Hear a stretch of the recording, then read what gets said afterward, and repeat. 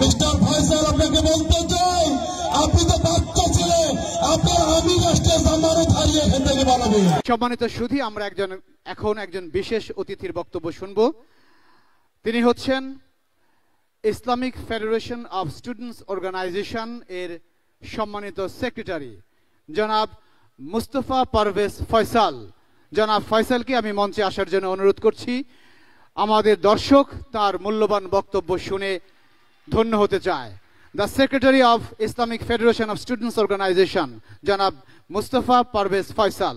Mister Faisal, আপনাকে বলতে চাই, আপনি তো বাচ্চা ছিলেন, আপনার আমি রাষ্ট্রের জামানত হারিয়ে এখান থেকে বানাবেন।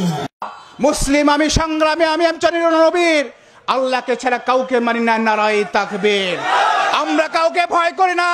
17 বছরের ফেসিবাদের শাসন আমলে জেল, জুলুম, গুম এমন কিছু নাই আমরা ফেস করি নাই। আগামী দিনে আপনাদের দমে গোনার সময় নাই। বাংলাদেশ জামাত ইসলামী রক্ত দিয়ে বাংলাদেশের জায়গা তৈরি করেছে।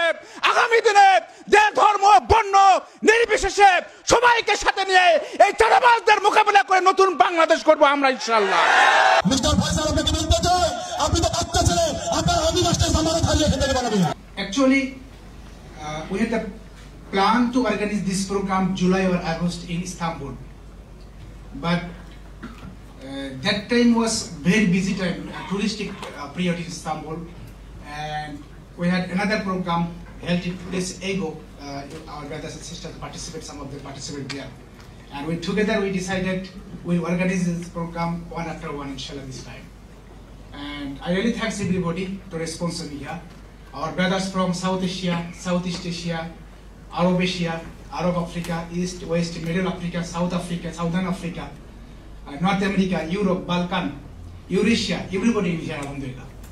মিস্টার ফয়সাল, আপনাকে বলতে চাই, আপনি তো বাচ্চা ছিলেন, আপনার আমি রাষ্ট্রের জামানত হারিয়ে এখান থেকে বানাবেন।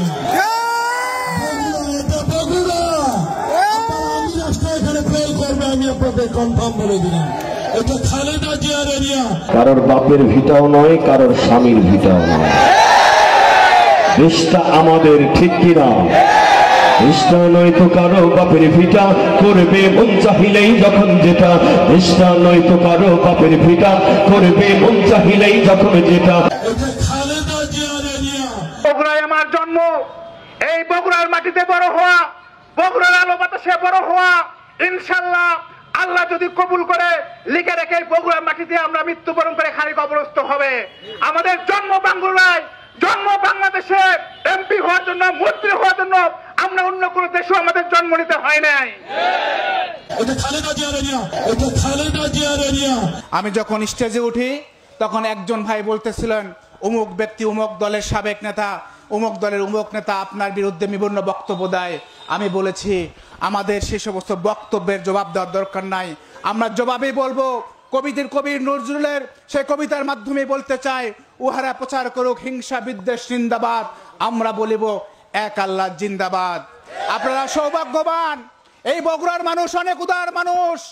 এই বগুড়ার মানুষ সংকীর্ণ জাতীয়তাবাদে বিশ্বাস করে না। তাই তো আপনারা অন্য দেশে জন্মগ্রহণ করার পরেও এদেশের মানুষ আপনাদেরকে ভোট দিয়ে বিজয়ী করেছিল। এই বগুড়ার মানুষ উদার বলেই আপনারা অন্য জেলা থেকে এসে এই বগুড়ায় রাজনৈতিক দলের সভাপতি হয়েছেন, সেক্রেটারি হয়েছেন, যুব সংগঠনের দায়িত্ব পালন করছেন। আমরা কখনো বাধা দেই নাই।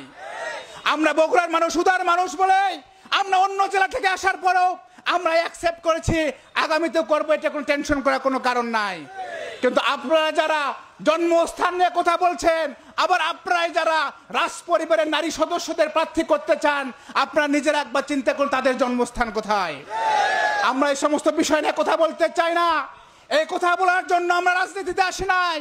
এসব কথা বলার জন্য বিদেশে চাকরি ছেড়ে দেশে আসি নাই। বাংলাদেশে এসেছি 24 বিপ্লবের পর দাঁড়িয়ে একটি বৈষম্যহীন বাংলাদেশ গড়ার জন্য আমরা।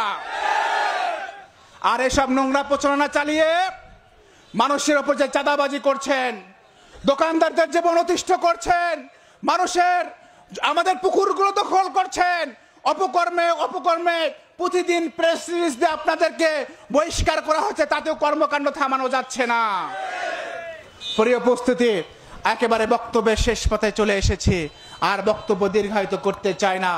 আমাদেরকে ভয় দেখাবেন না।